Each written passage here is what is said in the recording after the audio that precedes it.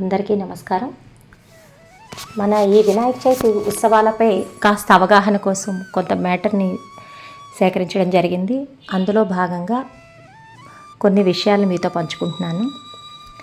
ఇక వినాయక చవితి ఉత్సవాల్లో కొద్ది రోజుల ముందు నుంచే మనకు పండుగ వాతావరణం, చిన్న పెద్ద తారతమ్యం లేకుండా కలిసికట్టుగా జరుపుకునే ఈ పండుగలో కొత్త ఉత్సాహాన్ని నింపుతుంది.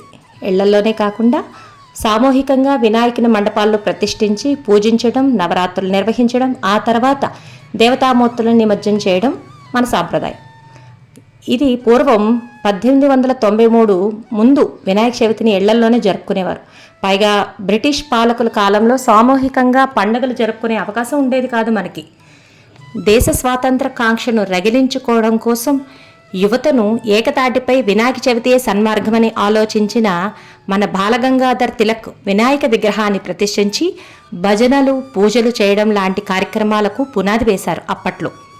అయితే 1894లో మహారాష్ట్రలో పూణే కేంద్రంగా గణేశ ఉత్సవాలకి నాంది పలికింది. ఈ కార్యక్రమాలు నిర్వహించడం ప్రారంభించగా ప్రజల నుండి విశేష స్పందన రావటం, ధార్మిక కార్యక్రమాల్లో పాల్గొనే భక్తులను ఆంగ్లేయులు నిర్బంధించడం పోవడంతో వినాయకుని సాక్షిగా స్వాతంత్ర ఉద్యమం ఊపందుకుంది. పూజా కార్యక్రమాలు ఆ తర్వాతనే జాతీయోద్యమానికి సంబంధించిన పాటలు, ఉపన్యాసాలు ఈ నవరాత్రుల్లో ఉండేలా ప్రణాళికలు సిద్ధం చేశారు తిలక్. జాతీయోద్యమ నాయకులను కూడా ప్రజల్ని చైతన్యవంతులు చేయడానికి ఈ మండపాలు మంచి వేదికగా నిలిచాయి. ఇది మొదలుకొని కులమతాలకు అతీతంగా ఈ ఉత్సవాలు యావత్ భారతావానికి పాకాయి. తద్వారా అంటరానితనం కనుమరుగయ్యింది. 1908లో తిలక్ జైల్లో ఉన్నప్పుడు ఈ ఉత్సవాలను కట్టడి చేయడానికి బ్రిటిష్ ప్రభుత్వం చాలా ప్రయత్నించింది. మేళాలు, భజనలు, కీర్తనలు, ప్రసంగాలపై నిర్బంధం విధించింది. కానీ అవేవీ పనిచేయలేదు. అప్పటికే భారతీయ ఐక్యతకు ప్రతీకగా రూపాంతరం చెందింది మన గణేష ఉత్సవాలు. అయితే ఈ ఏకదంతుడు ఆకారం ఆంతర్యం ఏమిటి? అన్ని దేవుళ్ళు ఒకలాగా, ఒక ఏకదంతుడే ఈ విధంగా రూపాంతరం చెందడానికి కారణం ఏంటి? దాని గురించి క్లుప్తంగా.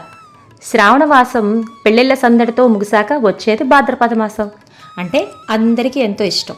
పిల్లలకు, పెద్దలకు అందరికీ ఎంతో ఇష్టమైన ఈ బొజ్జ గణపతి అందరి ఇళ్లల్లోకి కొలువై మాసమే భాద్రపద మాసం.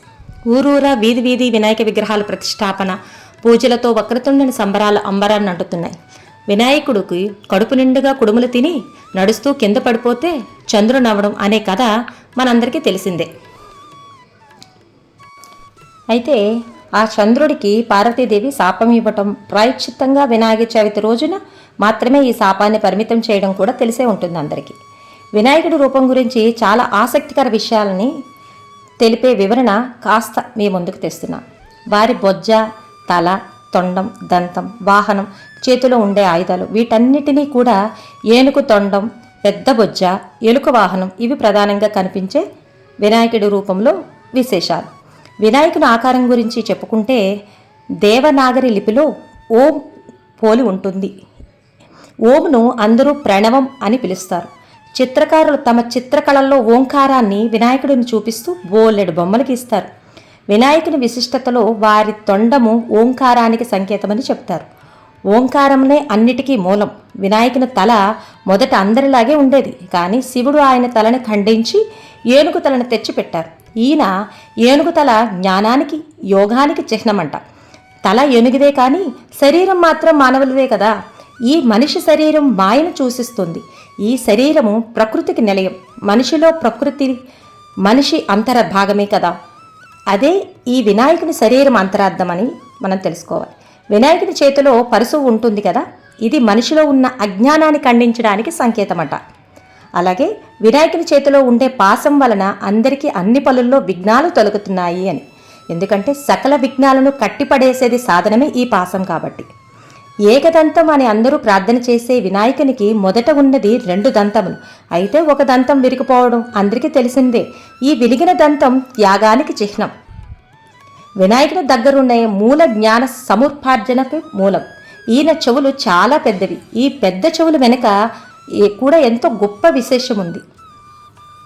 ఆ అంతరార్థం ఏంటంటే అదే మొక్కులు విని కరుణామయుడుగా వినాయకుడు నిలబెట్టింది.